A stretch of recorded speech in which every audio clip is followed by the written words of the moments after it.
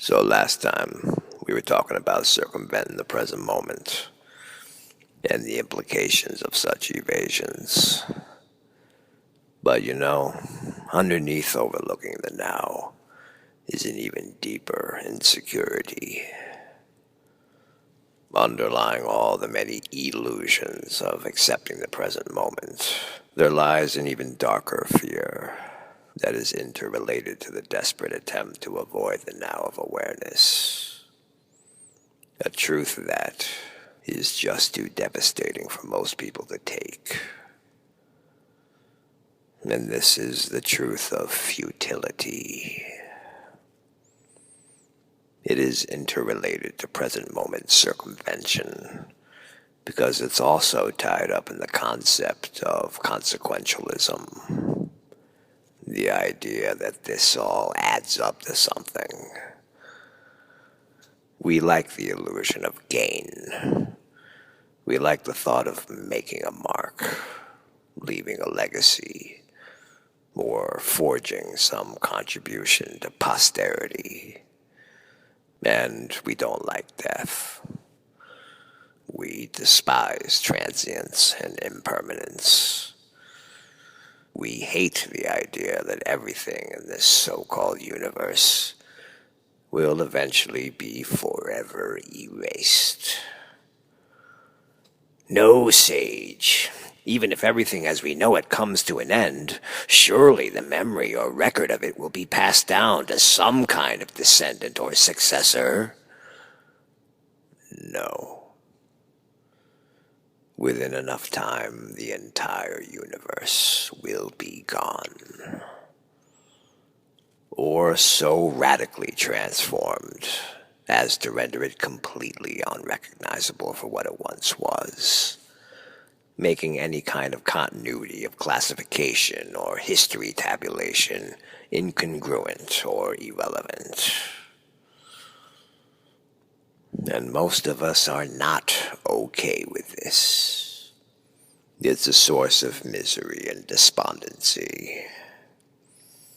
And all this ties into the death of God, and the reality that an atheist confronting an apparent impersonal universe with no objective outputs is faced with. This is the onset of absurdism, and also where a knee-jerk reaction may push us towards scrambling to find a replacement for religion. Rationality has led to the removal of a specific pacifier, yes, but has not done anything towards strengthening awareness from its dependency on illusory teats. This means attachments have not yet been mastered, the objective of which is partly held up by the idea that attachments may be a necessary or useful utility, and without any experiences or comparable functionality to suggest otherwise, the atheist may have to spend a great deal of time sifting through inventory items, searching for identifications to make him complete, unaware that nothing that can be found in that sandbox will ever be the truth. If and when this obsessive compulsion ever gets satiated and exhausts itself from running its course, an atheist will still have to find some way to contend with the absurd. This is where an atheist will either A, take a step backwards and run back to theism, or perhaps to a related modified position, such as deism or pantheism. B, become stagnant in objectification, as the lure of lethargic convenience doesn't move the atheist forward in his journey, affording instead a temporary hiding place, which offers an inviting doorway to indulge in various delusional stimulations, which transmutes into a resolve to some kind of secularism or humanism, which are just fancy ways of saying a devotion to materialism. C. Self-destruct, which is fairly common. D. Come to adjust to the absurdity without the need for an application of meaning, yet not fully divest from the efficacy of a possible meaning, which is a philosophical feat of navigational perplexity incredibly difficult and rare to accomplish. Or E. Will move forward into existentialism or nihilism, or some mixture thereof, which is uncommon, but the most pragmatic road to travel. I've mentioned existentialism and nihilism before, as they are a matter of course for a journeyman. But we'll quickly go over the implications yet again, as it can never be seen to be emphasized enough, as the struggle with absurdity is an ongoing event that seems to have stymied many atheists. There is the move into existentialism, which represents acceptance of the lack of objective meaning and places the full application of such utility to the subject. That is, there is no value, purpose, meaning, or narrative that isn't rooted in the foundation of awareness. And as such, any such implements are going to be derived intrinsically and not be supplemented from abroad by some extrinsic factor. This road is often scorned by cynical materialists who are comfortable evading the absurd, because it leads away from the attribution of responsibility for reality to an external source, and as such is discouraged greatly with hyperbolic caveats that any such road only leads to idyllic sentimentality, which is characterized as an embodiment of weakness and falsehood.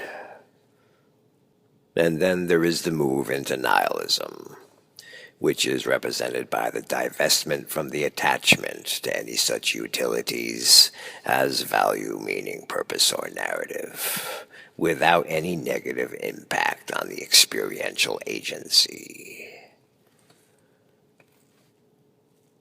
Wow, the nihilism one seems to be a real cause for concern, right? Having no investment into value, meaning, purpose, or narrative must mean depression or psychopathy, no? For how could anyone withdraw from such functions without being consumed with melancholy or become depraved and unabashedly selfish? These are the common dismissals leveled at nihilism by the complacent, cynical materialists, whose evasions of the absurd are founded on animalistic indulgence into raw hedonism or visceral gratification. Plus, they don't want you to pay any attention to introspective avenues, for it may eventually lead to the truth. And the truth isn't desired, for the truth doesn't feed desire, and asks the subject to shoulder too much responsibility for reality. But for the authentic nihilist, meaning one who is practicing the discipline of detachment, as opposed to an angry sociopath who uses the flag of nihilism to justify his violent, reckless behaviors, which are ironically spurred on not by a lack of investment, but by the full-fledged fixation of his attachments. A lack of meaning isn't a problem, nor is it a source of depression or angst. These philosophical positions are pathways of sanity and lead the way towards overcoming absurdity. The existentialist creates his own meaning and finds his function within them. The nihilist dispenses with meaning and finds his function without them. The lack of objective provisions are not a problem. Neither is the idea of futility, which is too much of a disturbing prospect for most people to wrap their minds around. Which brings us back again to the current topic of discussion. Why is futility a problem for you? I think if you look into this aversion more deeply, you'll find that it's the same underlying issue that highlights the atheist's anxiety about meaning.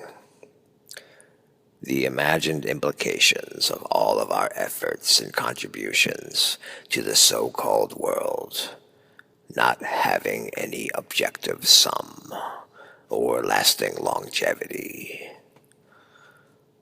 I'm not really sure where this apprehension comes from, for the obvious indications of death and impermanence are all around us.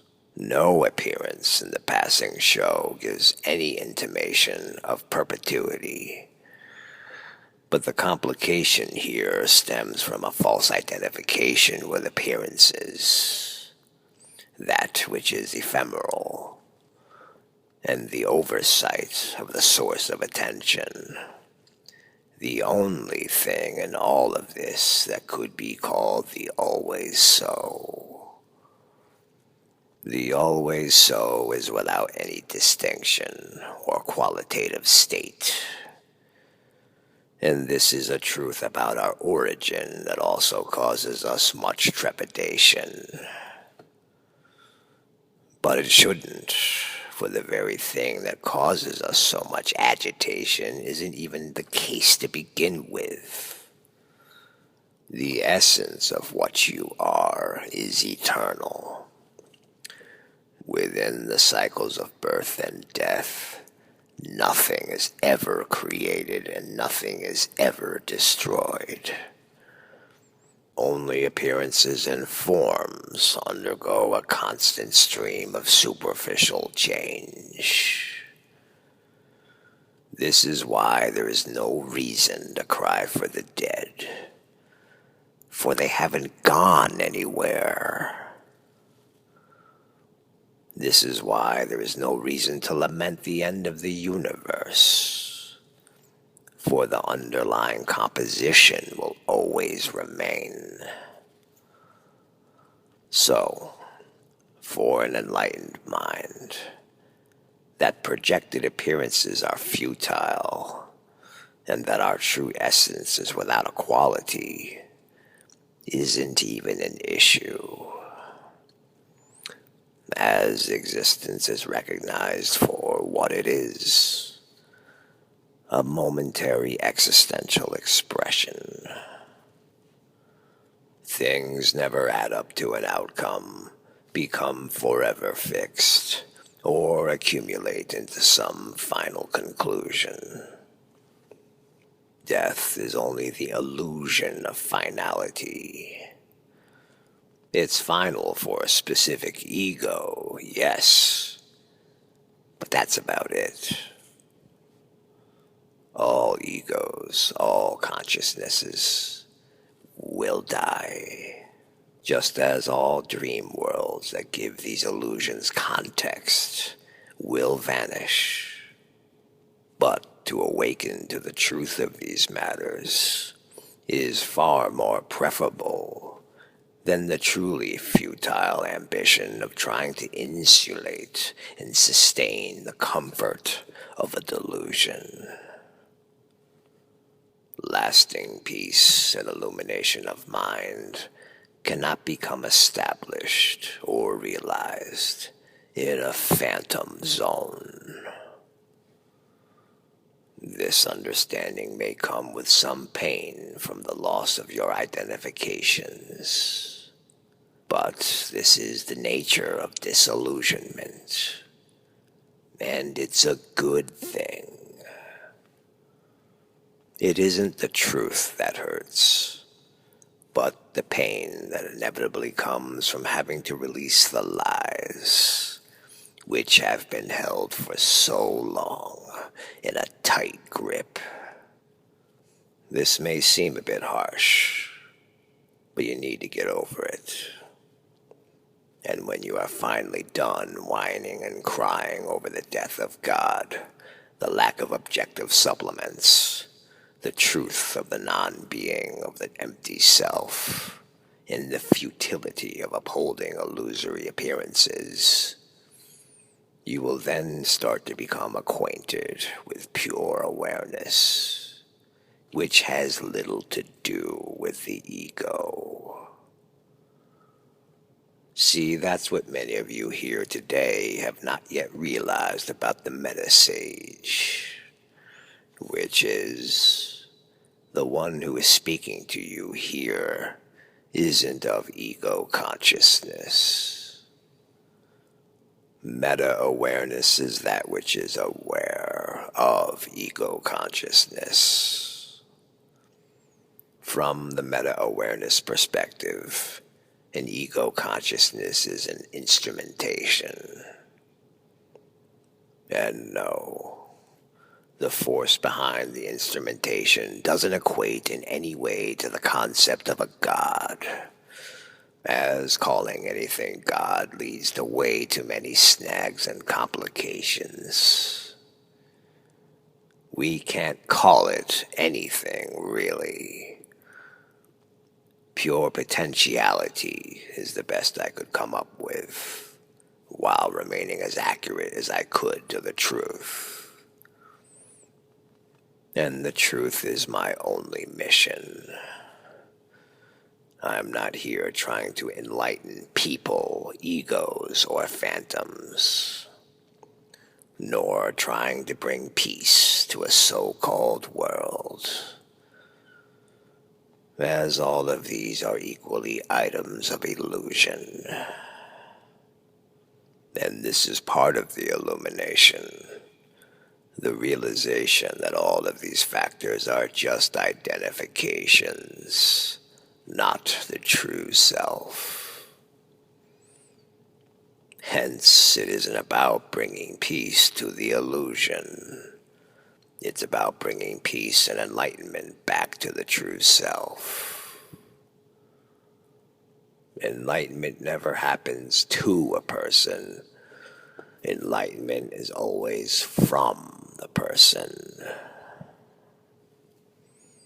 And you can't ask who the true self is, because the true self isn't of illusion. So it can't be identified by any reference in illusion. You can only keep removing these types of false identifications one by one to uncover the truth of who you are. And I know that many of you very much want to label it or personalize it. I understand that tendency. Pure potentiality comes close. But what is that really describing? So this is a reference that won't bring the satisfaction that we desire, as we are addicted to reflections that validate the ego. We are not happy with the notion of our true self, and therefore dislike the truth. So we conclude that if the truth is empty, then the truth must mean nothing. Yet this is true in a literal sense. Nothingness is the truth. And who says what's what when it comes to reality? There isn't a wide variety of items to consider. Unless, of course, you are mistakenly calling illusion reality. If recognized for what it is, what could one possibly believe about reality? No certain belief or arrangement of words constitute the truth. But what it actually is isn't words spoken or an inventory item we can point at. We can only allude to it. So, considering this difficulty, is it surprising that so many people think illusion is better than the actual truth? It's not a matter of better or worse. One is true and one is false. The truth is always preferable to a lie, in much the same way as edibles are preferable to non-edibles. Not because edibles are better, but because non-edibles don't serve the function of the need, whereas edibles do. So it doesn't come down to an opinion. A carrot is better than a stone to eat, not because the carrot is better, but because a stone isn't suitable for eating, whereas a carrot is. But what kind of luxury do we think we have where we can elevate falsehoods over the truth? How quickly we forget that we came into this world with nothing, and we must depart this world the same way as we came in, with nothing. Like Jimi Hendrix used to say, and so castles made of sand slip into the sea eventually.